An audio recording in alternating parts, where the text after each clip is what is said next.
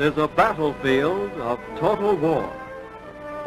Not in Normandy or in Poland, not in the far Pacific. This is Georgia, USA. The Chattahoochee here is no river barrier to be stormed. No gun emplacements are dug into the red clay of these pine-covered hills. Here, memorials of wars past look down on a new kind of war, which gets its fighting strength from every part of America, a war of production for which all peacetime activities have been mobilized. The work of town and village and of the great city has been coordinated smoothly and effectively into the overall plan of a nation at war.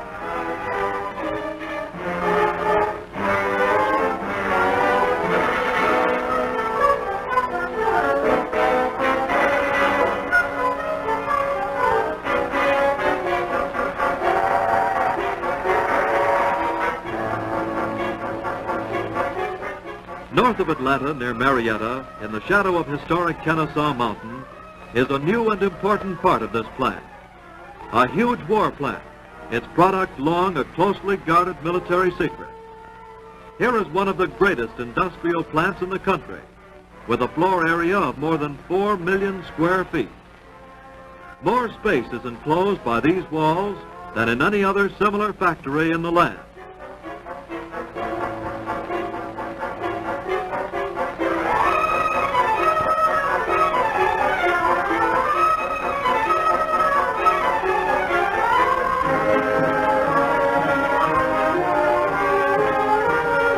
Here, working night and day, some 25,000 people are creating what has been called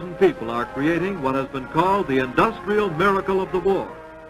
They're building in record time and in large numbers the giant B-29, the super fortress.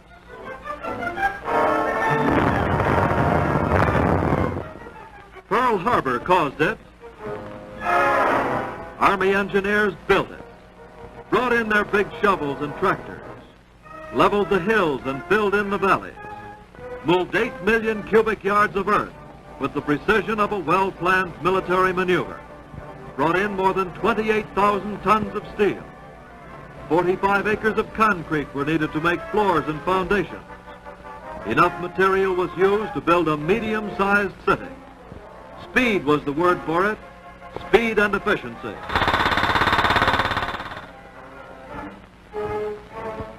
But as the steel went up and the walls around it, there were some who wondered at this huge plant in Georgia and asked where would they come from, the thousands of skilled workers that are needed to build the airplanes. The answer was simple and direct. The plant's in Georgia, isn't it? Well, that's where the workers come from, 82% of them.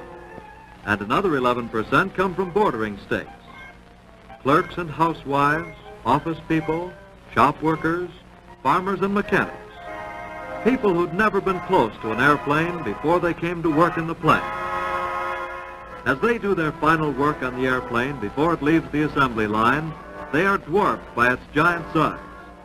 Its tail stands 28 feet high, and scaffolding tall enough for a 3-story building is necessary for workers to reach the top of it.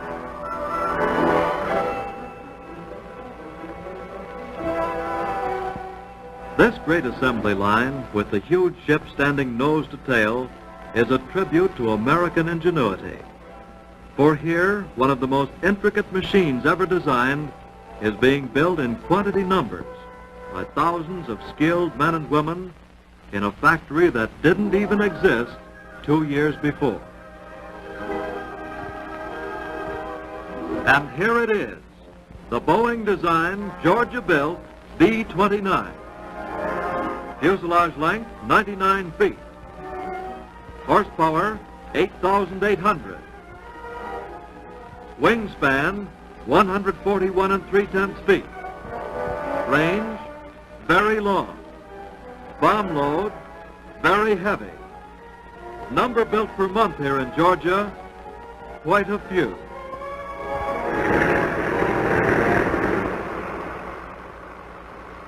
The sound of the engines as they warm up for takeoff means something special to the people of the bomber plant. To them, their work is an investment in a future they've already begun to build for themselves.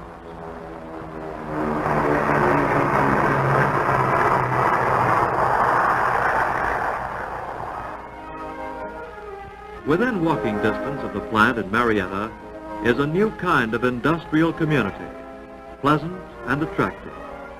Some 2,500 new homes have been built here with the friendly help of the folks in Marietta. Permanent houses designed for comfortable living.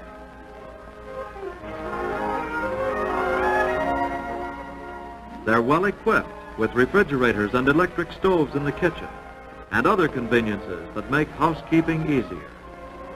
There weren't enough churches at first, so new ones were organized. This one used to be a Civil War home. The schools are good, and there are nursery schools for the young children.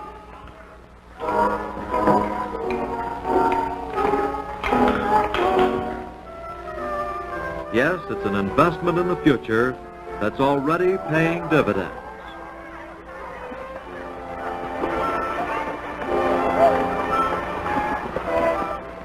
The people of this community have a double interest in the B-29. They share with the rest of the nation the added security brought by this powerful weapon of democracy, whose long range and tremendous striking power will speed the day of final victory.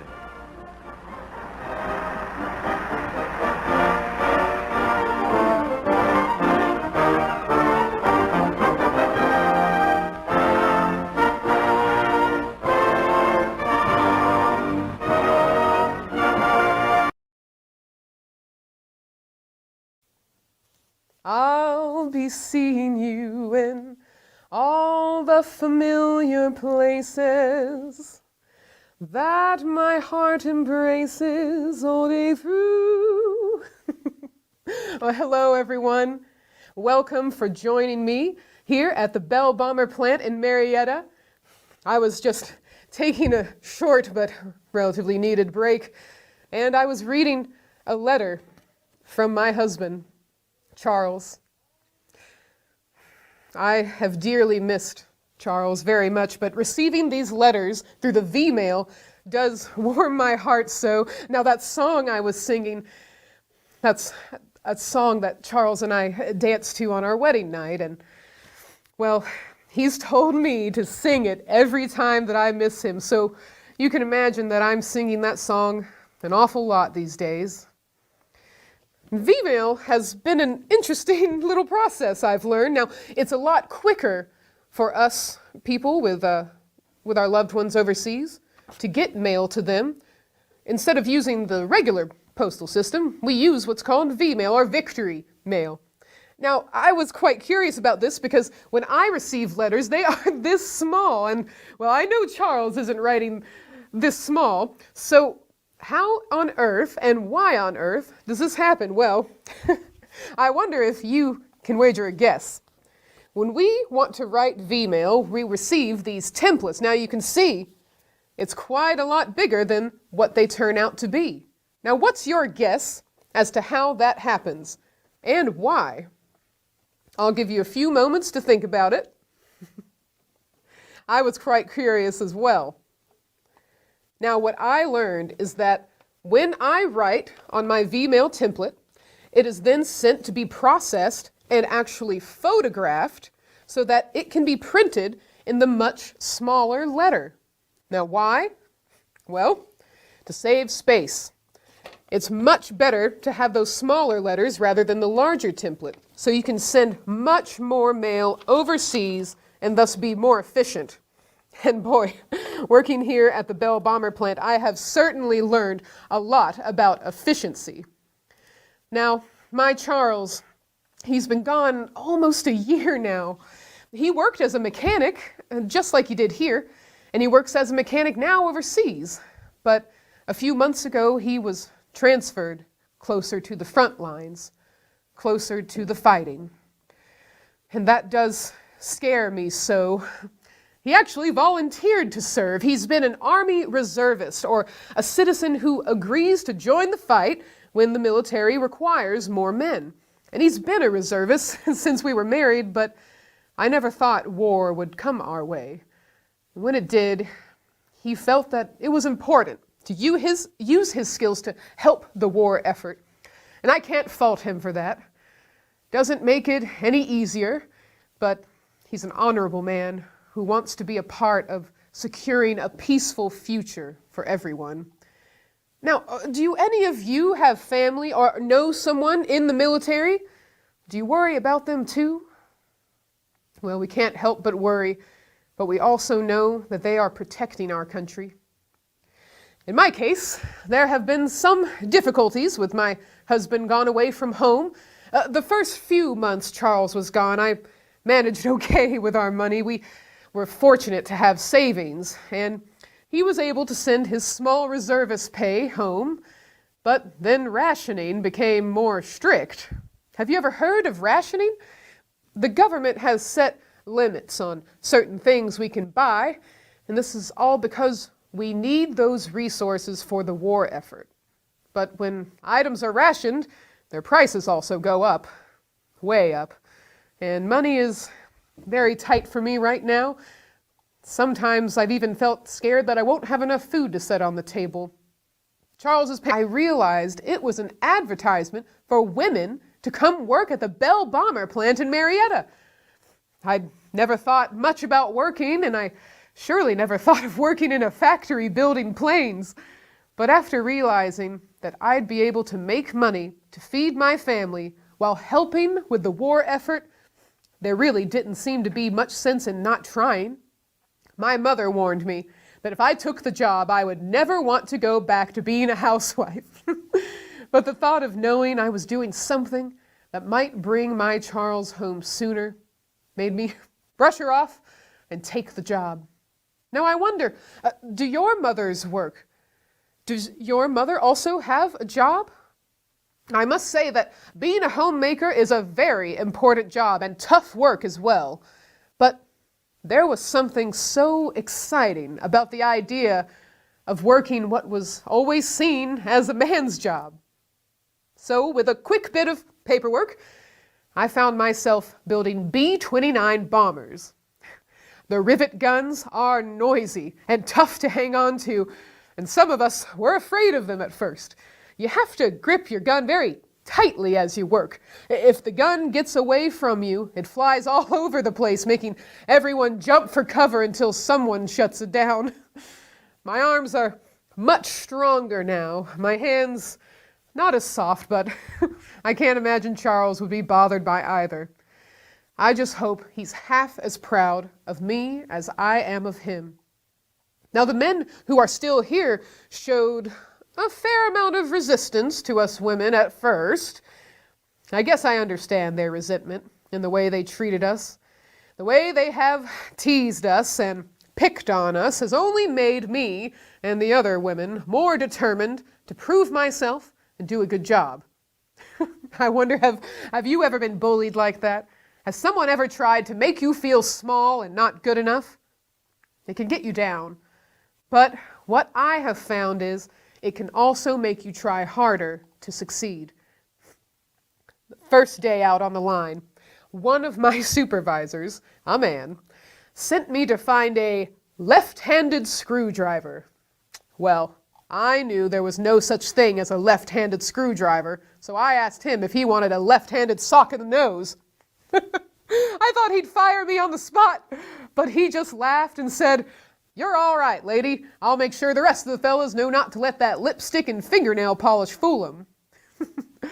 I don't know what came over me that day, but it certainly marked a change in my attitude, a change in my overall confidence. I felt powerful when I was working and sweating and breathing hard to do my best. And from everything we've been hearing, there are more and more women joining the workforce.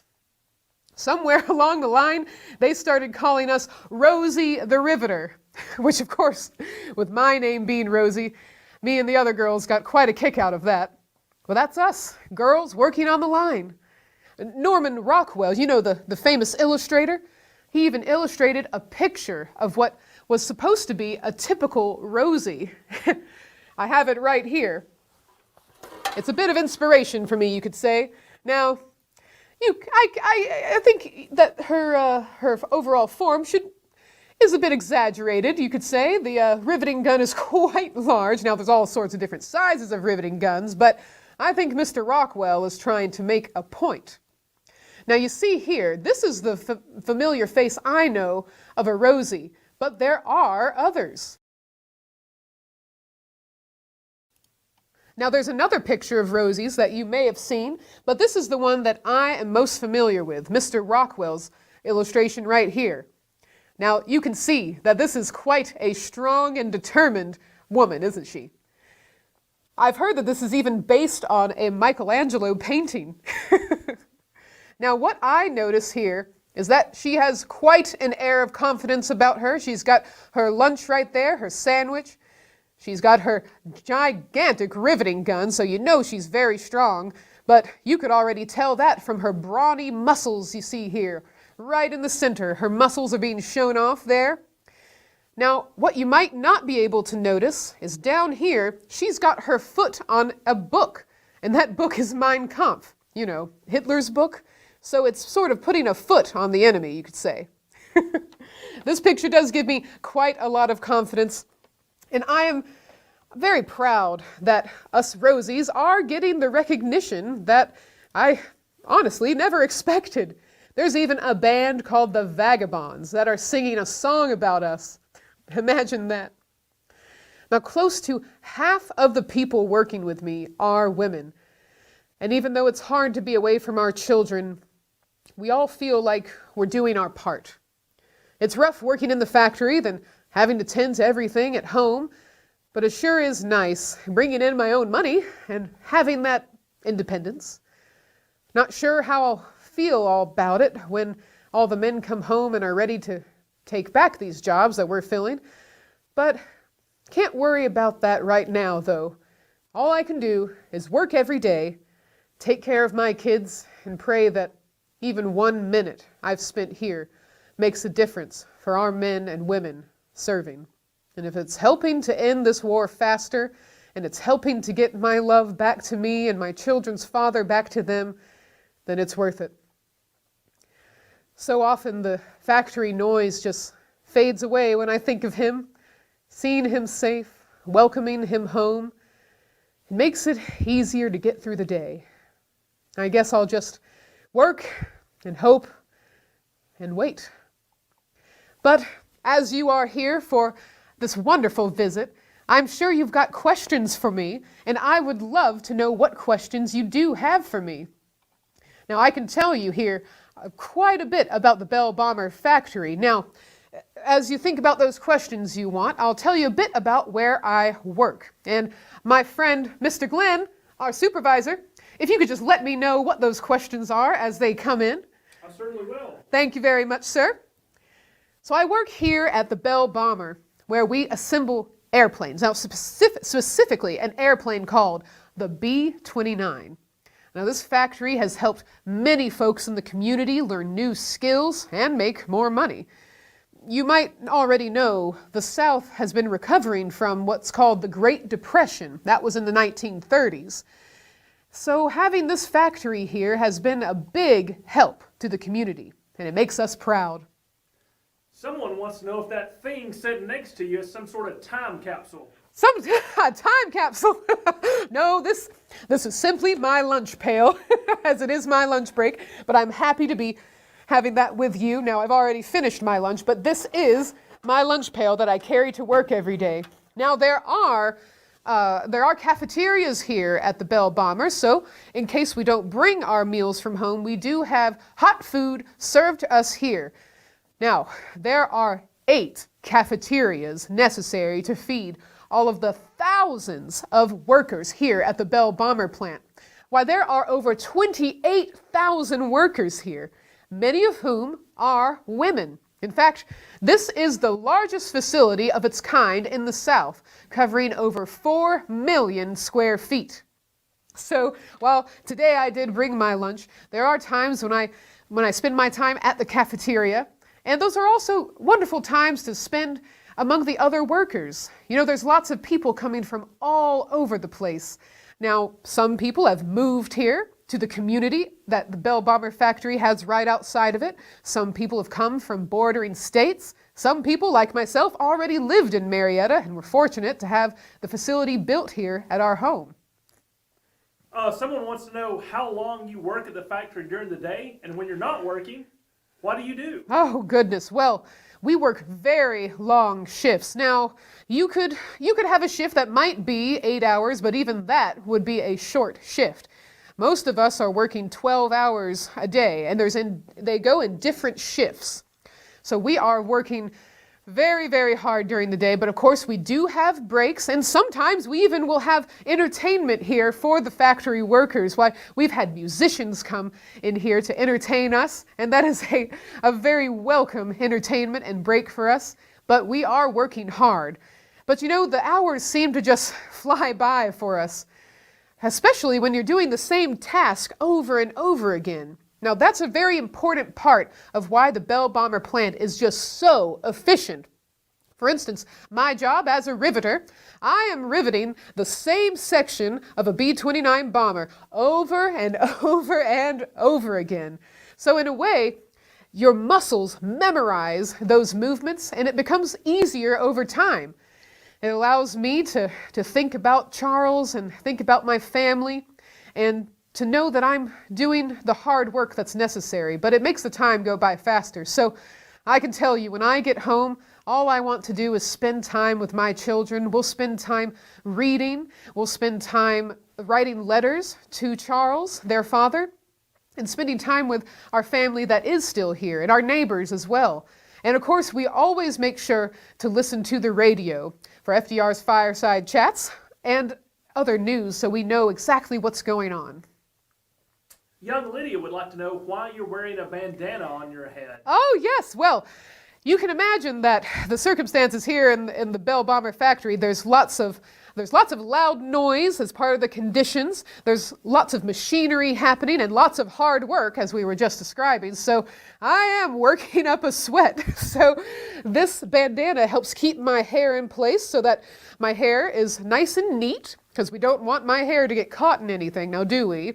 But it's also a way to catch the sweat from my brow, and I think it's rather fetching, don't you? A couple of people want to know, while you're working at the plant, what do your kids do? Yes. Well, I'm fortunate to have family and neighbors that are able to babysit my children for me. Now, of course, they are still going to school, and I've even learned at school that the students are helping on the home front as well. Now, have you ever heard of what's called a victory garden? Now, you're going to hear that word victory in quite a lot of things. We have our victory mail, and we have our victory gardens. Now, in the victory garden, because like we were saying before, rationing food has become a bit complicated, and oftentimes it's just easier to grow your own food. Now, I did not have a green thumb before the war, but I certainly have gained some skills in gardening now. And my children and I participate in victory gardens at home, and they also participate at their school. And the whole point of a victory garden is to grow our own food. Now, that helps us at home, but it also helps our men serving overseas, because we're not taking away the food from them. We're growing our food at home. So many of our neighbors, many of the school children are creating these victory gardens to help in their own way. But my children are very fortunate to have their grandparents and our wonderful neighbors to help us. It is certainly a community effort during this time, and I feel that those kind of efforts bring us together. Very good question. Someone wants to know what that helmet behind the lunchbox is. Ah, yes. Well, my good friend who is a welder, Cindy, let me borrow this so I could show you what kind of other jobs are here. So I'm a riveter, but Cindy is a welder. So this is a welding mask that protects her eyes and face, because when you are welding, there are sparks going everywhere, and you have to wear protective gear. Now, for us riveters, there's not a whole lot of protective gear, but we've been very well trained. So while we don't have issued uniforms, this is a typical uniform you could expect. We have that bandana to keep the sweat from going in our eyes, to keep our hair nice and neat. as well as these very utilitarian uniforms. We have these overalls, you might see coveralls, you might see women just in a nice blouse and slacks. As long as your feet are protected with good solid shoes, and we are always in mind of following the best practices. Now, we've been very well trained. Before I started my job, I went to a training facility in Atlanta, and that's where I learned all about riveting. So both Cindy and I have been well trained. We have different equipment, but for me, I basically have my riveting gun in the uniform that you see here. Someone wants to know if there are other plants like yours anywhere else. Oh yes, there are factories all over the country. Now, I do believe that the Bell Bomber plant is among the largest, at least in the South. I know we are the largest facility with over 4 million square feet. But there are other factories creating other things that the war effort needs. Now, we're creating B-29 bombers. But there are other facilities. Now, I know that there are facilities that are also creating parachutes, for instance. There are facilities that are creating equipment for the Navy, for instance, ammunitions, all sorts of things. So everything that you could think that we need to give our boys overseas, many of those resources are made here at home. A couple of people want to know how big those airplanes actually are and how big the bombs they carry were. Oh, they are enormous, let me tell you. When I'm just working on a single section of it, it's hard to even gauge how large this B-29 bomber is going to be. Now, I remember the first time that I saw one in its complete form, I was taken away. Well, you could look up, and it was like looking up at a 3-story building. It was so high. Even the scaffolding that's used to piece the B-29 together on those upper regions is used for the same scaffolding that's used for a 3-story building. So they are quite high. I believe they're about 144 feet long or so. So these are enormous planes. Now, the size of the bombs, I'm not seeing the bombs, so I can't say that I know how large those are. Glenn, Mr. Glenn, do you happen to know? I do. They had different sizes that they would use, from small, about the size of a softball, all the way up to 1,000-pound bombs. Bombs that could range from the size of a softball to 1,000-pound size bombs. Why, that is enormous. I guess you can see why these B-29 bombers have to be so enormous to carry those bombs. Someone wants to know how the Bell Bomber plant got its name. The Bell Bomber plant. Well, I believe that the Bell part comes from the manufacturer that was here before. So when it transitioned into the bomber factory, it was sort of a combination of names. The Bell Bomber plant. So that is essentially how it got its name. Someone wants to know what branch of the military your husband is in and how many kids you have. Well, I have 2 children, and my husband is in the Army Reservists. Now, I'm not extremely familiar with exactly what he's doing over there. Much of our letters have to do with our personal things that are going on at home. And in fact, Charles doesn't really like to talk too much about his work. He wants to know how our children are doing, and he wants to know all of the news from the community, because you can imagine he's not getting a lot of news like he would. So he wants to know how our neighbors are doing, how our fellow folks at church are doing, and how our family's doing. Someone wants to know why I'm not at the war. Well, you're not. Well, we have to have supervisors here. Now, there are men that remained as supervisors. Now, these are going to be our older fellas, so they might not be fit as a fiddle anymore to go serve overseas. Sorry, Mr. Glenn.